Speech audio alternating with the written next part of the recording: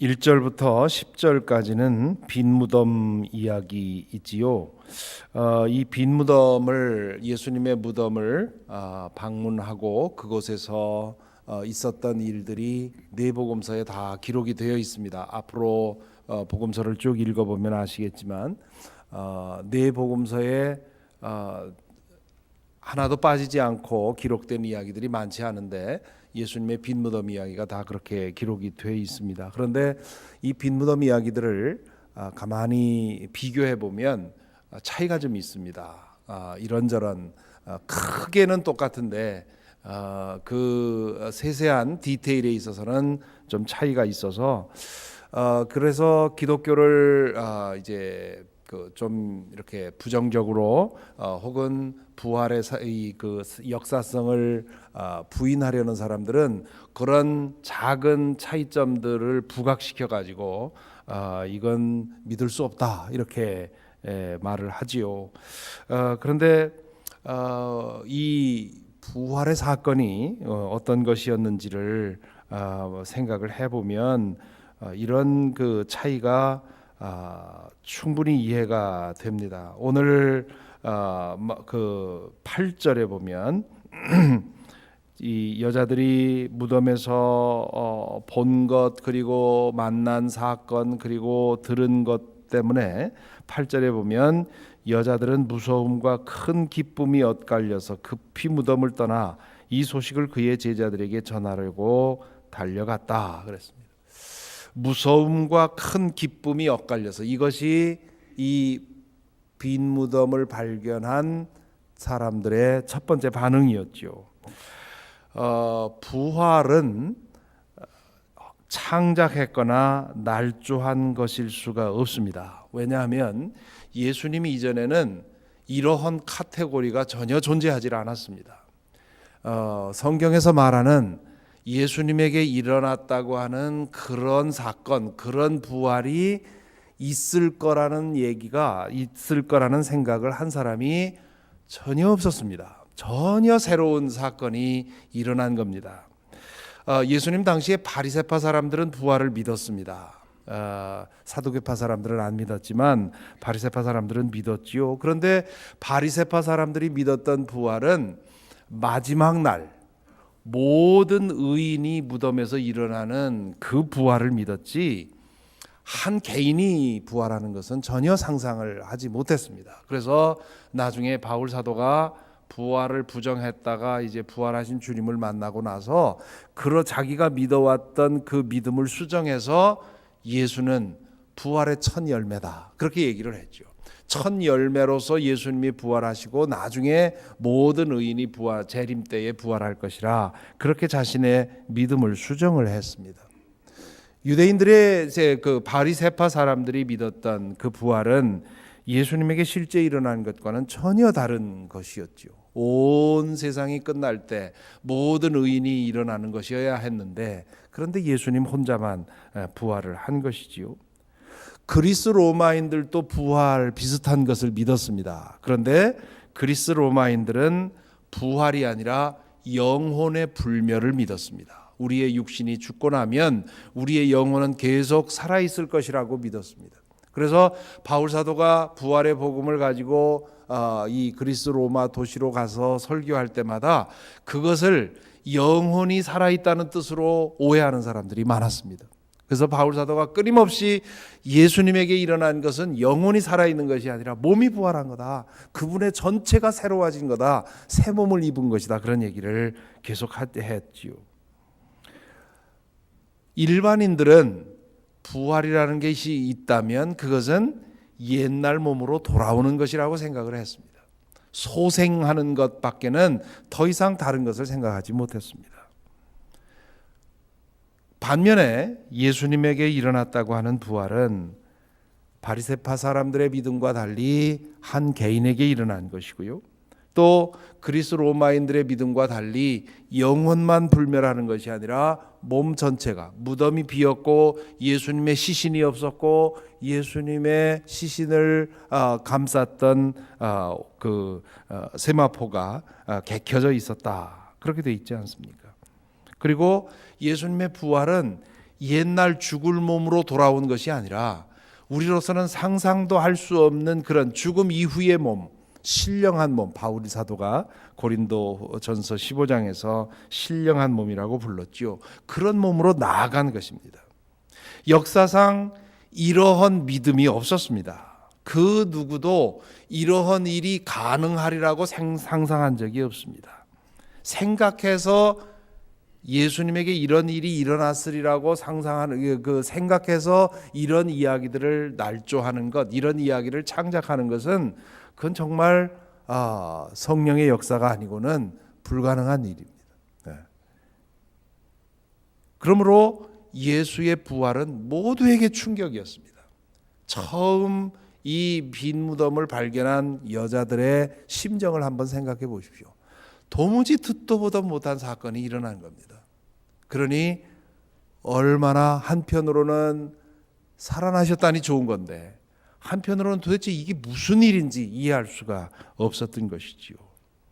그래서 그 충격 속에서 황급히 제자들에게 뛰어왔기 때문에 이 여자들이 지금 무엇을 보았는지, 내가 경험한 것이 무엇인지 횡설수설할 수밖에 없는 것이고 그런 구전들이 전해지다 보니까 이렇게 디테일에 있어서 그 기록상 차이가 나는 것이죠. 그래서 이 네 개, 마태, 마가, 누가, 요한에 나오는 예수님의 부활 이야기가 그 디테일에서 차이 난다는 것은 오히려 이게 실제로 경험한 그 사건이라고 하는 것을 반증해 주는 것이죠.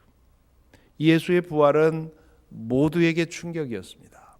바울 사도도 말도 안 되는 얘기라고 기독교인들을 박해하다가 다마스커스로 가는 길에서 부활하신 주님을 만나지요. 그런 다음에 이 문제를 해석하고 자기 나름대로 그걸 테이크하기 위해서 많은 시간이 필요했습니다. 3년 동안 아라비아에 가서 그 문제를 붙들고 씨름을 했죠. 이게 또 뭐냐? 그러고 나서 자신이 그동안 들어왔던 얘기, 자신의 그 성서에 대한 자신의 이해, 하나님에 대한 생각, 이 모든 것들을 부활이라고 하는, 자신에게 일어난 이 부활이라고 하는 사건에서 다시 리폼하게 된 것입니다. 그리고 나서 비로소 나와서 복음을 전하기 시작을 한 것이지요. 이 부활의 소식 앞에서 우리가 택할 수 있는, 취할 수 있는 옵션은 두 가지입니다. 하나는 부정하는 거죠. 도무지 상상할 수 없는 일, 듣도 보도 못한 일, 내가 생각하는 이 세계관, 내가 생각하는 이 모든 것에 너무도 생소한 이 얘기를 부정하는 것이 편하죠. 또 다른 옵션은 받아들이는 겁니다. 그런데 이걸 받아들이면 내가 그동안 믿어왔고 내가 그동안 지켜왔던 나의 세계관이 와르르 무너지고 그 부활이라고 하는 사건을 중심으로 해서 다시 모든 것을 리컨스트럭트 하지 않으면 안 되는 겁니다. 그만큼 부활이라는 사건은 세상을 달리 보게 만드는 사건입니다. 내가 경험해온 그 모든 내가 알고 있는 이 세계관 속에 일어난 어떤 사건이 아니라 내가 알고 있는 세계와는 전혀 다른 사건이 일어난 것이기 때문입니다. 그러므로 그 부활이 지시하는 그런 세계관에서 내가 가지고 있는 세계관을 바꿔야 되는 거죠. 그렇게 안 하면 부활을 믿지 못하는 겁니다. 만일 여러분 중에 나는 부활을 믿어, 예수님 부활했음을 믿어, 이렇게 말을 하는데 내가 그동안 믿어왔던 세계관과 가치관과 이런 것들이 그대로 있다면 사실은 믿는 게 아닙니다. 부활을 믿는다는 것은 죽음으로 끝나는 세상이 아니라고 하는 것, 눈에 보이는 세상이 전부가 아니라는 것, 내 인생, 내 생명이라고 하는 것이 육신적인 생명이 전부가 아니라고 하는 것. 지금 우리가 이 세상을 볼 때 그저 사건과 사고와 우연의 연속처럼 보였는데 그게 아니라는 사실, 이 모든 것 위에 보이지 않는 하나님의 주권이 있고 하나님의 손길이 있다는 사실을 인정한다는 뜻이거든요.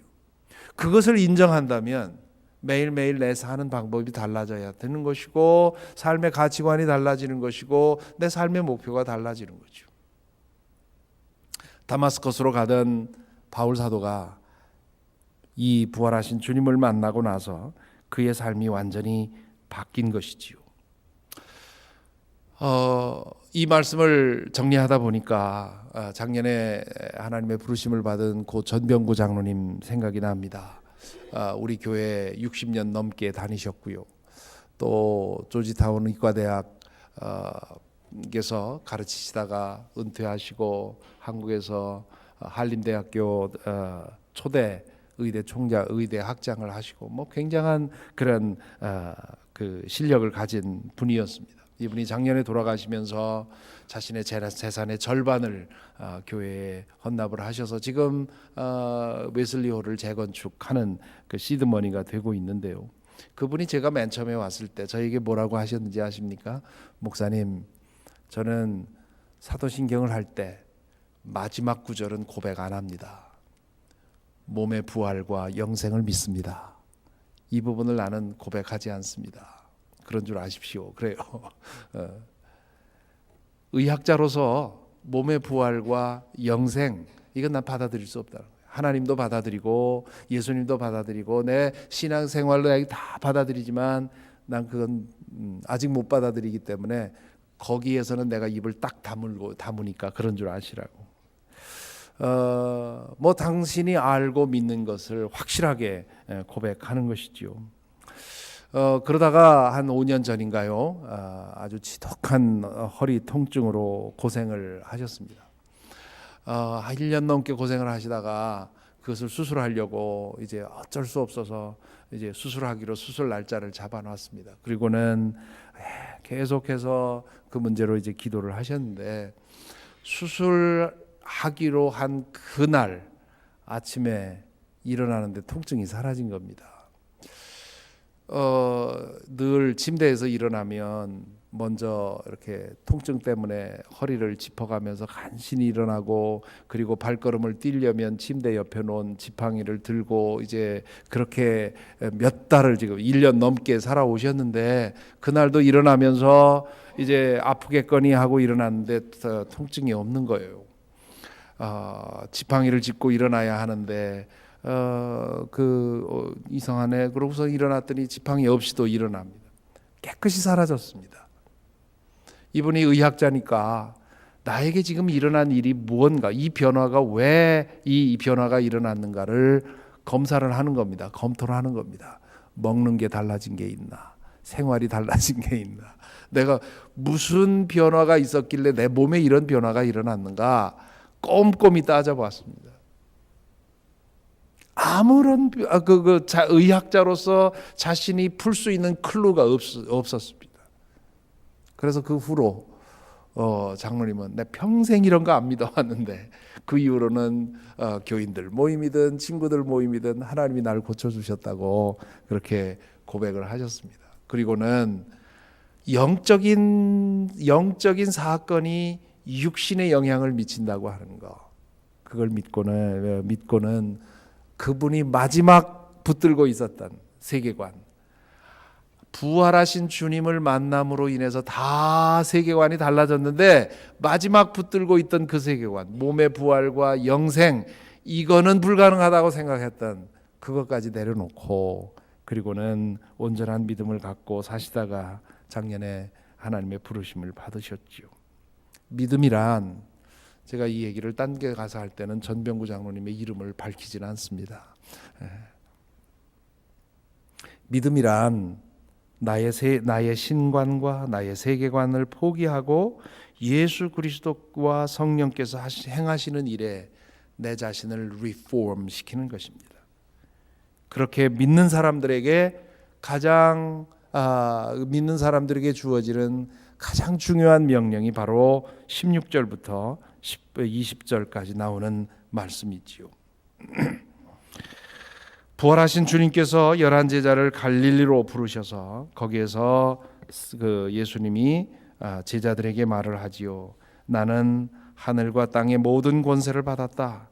그러므로 너희는 가서 모든 민족을 제자로 삼아서 아버지와 아들과 성령의 이름으로 세례를 주고 내가 너희에게 명령한 모든 것을 그들에게 가르쳐 지키게 하여라. 보아라, 내가 세상 끝날까지 항상 너희와 함께 있을 것이다. 이것을 가리켜서 The Greatest Commission, 가장 위대한 명령이라 그렇게 부르지요. 지금 우리 번역으로 보면 가라, 제자를 삼아라, 세례를 주라, 가르쳐 지키게 하라, 이렇게 여러 가지 명령법으로 나와 있지만 원문을 보면 명령은 딱 한 단어입니다. 명령법으로 된 단어는 딱 하나입니다. 제자 삼아라. 제자 삼아라. 그리고는 거기에 분사로서 가라, 세례를 주라, 가르쳐 지키게 하라 하는 세 가지 분사가 따라 나옵니다. Make disciples by going, by baptizing, by teaching, 이렇게 된 거죠. 그러니까 여기에서 초점은 제자 삼는 것입니다. 제자 삼기 위해서 가라는 거죠. 가라는 말이 뭡니까?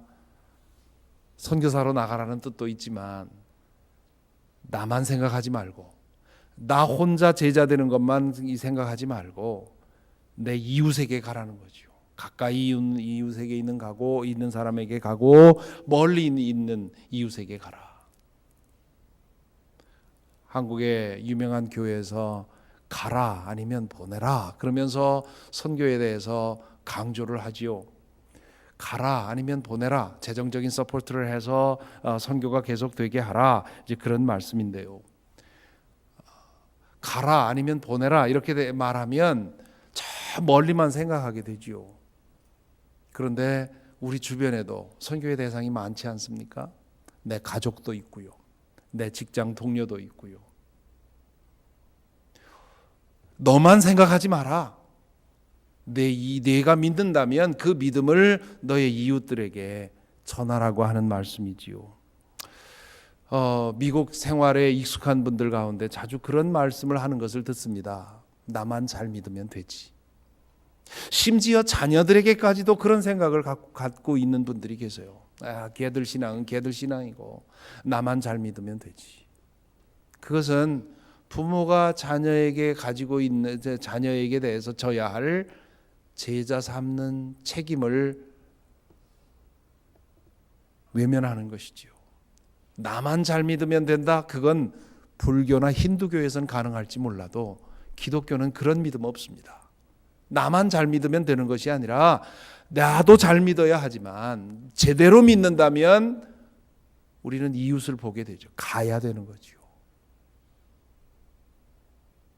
네, 가까이 있는 사람에게, 멀리 있는 사람에게 가서 제자로 삼으라 하는 얘기지요. 세례를, 두 번째는 세례를 주라 그런 얘기야. 제자 삼기 위해서 세례를 주라. 그럼 무슨 말입니까? 믿음의 고백이 확실해야 되는 겁니다.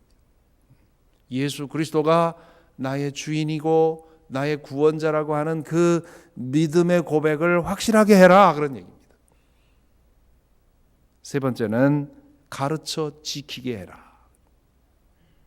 세례 주고 믿음의 고백이 있으면 그것으로 만족하지 말고 제자가 되게 해라. 제자 된다는 것은 머리로 배우는 것만 끝나는 것이 아니라 지켜야 되는 거지요. 여기 그래서 그것을 강조하고 있지 않습니까? 가르쳐 지키게 해라. 마태복음 5장에 보면 지극히 작은 율법 하나라도 그대로 행하고 가르치는 사람은 천국에서 큰 사람이라고 여김을 받을 것이다. 그랬습니다. 가르치는 사람이 크게 여김받는 것이 아니라 먼저 자신이 행하고 그리고 그것을 가르치는 사람이 천국에서 크다. 그렇게 말씀을 하신 주님이 오늘 마지막에도 똑같은 말씀을 하지요. 가르치기만 하지 말고 지키게 해라. 예수의 제자가 되는 것은 삶이기 때문에 그렇습니다. 열심히 배워서 지식이 많아지면 좋은 제자가 되는 것이 아니라 배워서 내가 그걸 살아내야 좋은 제자가 되는 것이지요. 그것이 예수님께서 우리에게 마지막으로 주시는 말씀입니다. 제자 삼아라. 제자 삼기 위해서 부단히 이웃에게 관심을 가져라. 제자 삼기 위해서 믿음의 복음을 확실히 전해라. 제자 삼기 위해서 삶이 변화될 수 있도록 가르쳐서 지키게 해라. 부활의 믿음이 바로 이런 거라고 하는 것 말씀을 하시지요. 내가 정말 부활을 믿는가? 그렇다면 내가 먼저 제자가 돼야 되는 거죠. 내가 제자가 안 되고 내가 제자로서 자라가지 않으면서 어떻게 내가 다른 사람을 제자 만들 수 있겠습니까? 내가 예수의 제자가 되려는 열심이 없다면 나는 아직 부활을 믿지 못하는 것일지 모릅니다. 또한 우리가 우리의 이웃에게 관심이 없다면 내가 예수님의 부활을 통해서 본 이 하나님 나라를 알지 못하고 이 세상에서 먹고 마시는 것이 전부인 줄 알고 살아가는 그 사람에게 내가 연민이 없고 내가 그 사람에게 어떻게든 복음을 전하려고 하는 그런 내 간절함이 없다면 교리적으로는 부활을 믿었을지 모르지만 부활이 지시하는 그 세상은 내가 아직 믿지 못하는 것이지요. 제자 되라. 그리고 제자 삼아라. 그것이 부활을 믿는 우리 믿음의 바로미터라고 하는 것 오늘 기억하실 수 있기를 바랍니다.